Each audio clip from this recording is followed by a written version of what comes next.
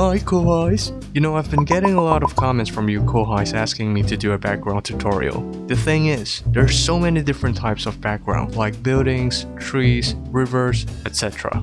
Look, I can't possibly cover every single one of them. I'm not a professional landscape artist. I'm just a random degenerate who loves drawing etchy stuff in my free time. Do you know why most of my drawings have blank backgrounds? It's because I like to focus on the more important things. So I spent some time thinking on what you Kohais actually meant by background. What kind of background are you talking about? Well, Ling or my sister's boobs, of course, because that's the only way my brain can think properly. Then, I looked at my drawing and I thought, damn, the background is so blank that I could fit all my dakimakuras in it. What can I do to fill in the background? Suddenly, a beam of light from heaven shone on my face, giving me a flashing bukkake and heavenly enlightenment at the same time. I finally get it, because I can relate to that feeling very much. So now, I'm going to share my enlightened knowledge with you Kohais. Prepare to get your face blown off. I believe many Kohais are just like me in the past. So based on my past mistakes and observation, I'll categorize the different ways you Kohais deal with backgrounds. The first is the leave it blank gang. If they can't draw the background, they don't draw it at all. The second is one splash man. Oh, white background looks awful? Choose a random color and use the bucket tool to fill the background. And it's done. The third one is it wrong to try to pick up a random color and brush and start channeling my inner artist gang? Son, you're not only ruining the background, but also the waifu you're drawing. Stop it. Get some help. The fourth is the pattern gang. You ain't good enough to draw a decent background, but you still want to draw something, so you draw some lines, squares, stars, etc. to fill in the background. What are you, a 9-year-old? Finally, the Photoshop gang. You find a random photo on Pinterest, import the picture, and it's done. Speaking from experience, I was part of the Leave It Blank gang and a One Splash Man occasionally. Tell me in the comments below which gang you belong to. Now, I'm going to teach you the different ways to cheat a background with minimum effort. Let's start with the easiest one. But Senpai, you just told us not to leave the background blank. Hold your horses, my dear Aho-kun. I've never said blank background is bad. Kohais, listen, you can't leave it blank. It's not a crime for doing so, but make sure you blend your character with the white background. That's what you're missing. If the character and the white background are two completely separate objects, of course they ain't going to work together as a whole. Okay, let's make it easier for you to understand. Imagine your character being under a bright and hot sun. Naturally, the character will have a strong shadow, which is why you have to apply strong shading and lighting onto the character, so it's well blended with the white background. Analyze these awesome illustrations so you know what I'm talking about. It's very important to emphasize the lighting and the shading of a character when you have a blank background, or else your character will never fit into it.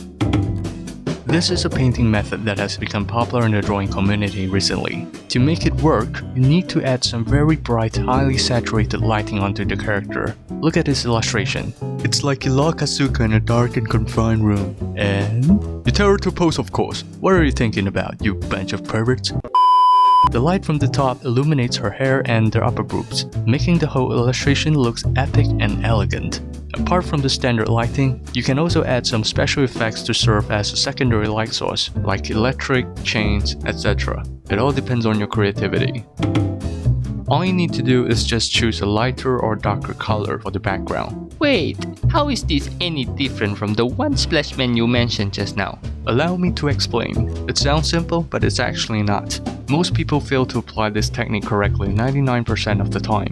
This is due to poor color selection for the character and the background. Some professional artists are really good at picking colors. It's like they have this innate sense of color picking for every single item, from background to hair to clothing. Well, I tried to learn this method and it just doesn't work out, so I gave up. Feel free to try it yourself, Kohais. I hope you can achieve something that I could only dream of achieving. Oh, for anyone who is brave and talented enough, try to use colors with high contrast or saturation for background, like these illustrations, especially this one. Just how? Using pure red for background?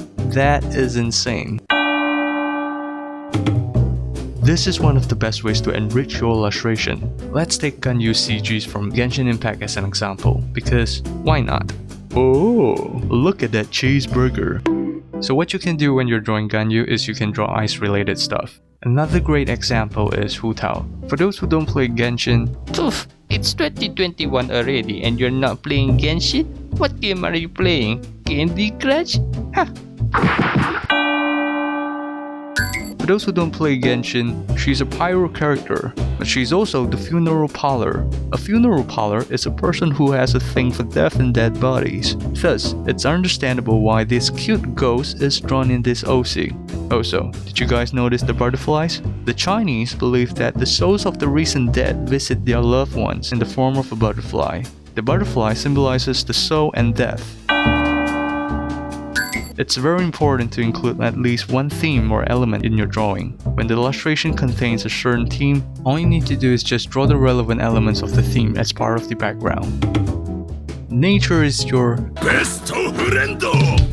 This is a very common technique for drawing backgrounds quickly. You can draw organic items like flowers, roses, or even fruits like lemon or cherry. Well, if you think drawing flowers and fruits is a bit too challenging for you, then you can go for something simpler like the sky and water. These two elements are fundamentals that you need to master if you want to draw a decent background. You can either draw a full sky only background, a water only background, or perhaps both. These two combinations can create unlimited possibilities, which is why I really recommend you Kohais to master both of them. But of course, if you find flowers and fruits too easy, you can try taking it up a notch like this drawing here, if you can.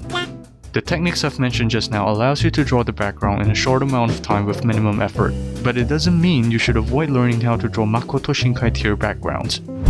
For the next video, I'm going to cover how to draw background using real-life references. Also, I'll teach you how to determine the eye level and how perspective works, so look forward to that. Please drop a like, subscribe to my channel, and follow me on Twitter. DM me if you want a commission from me. Alright, that's all from me. Jana, Kohais.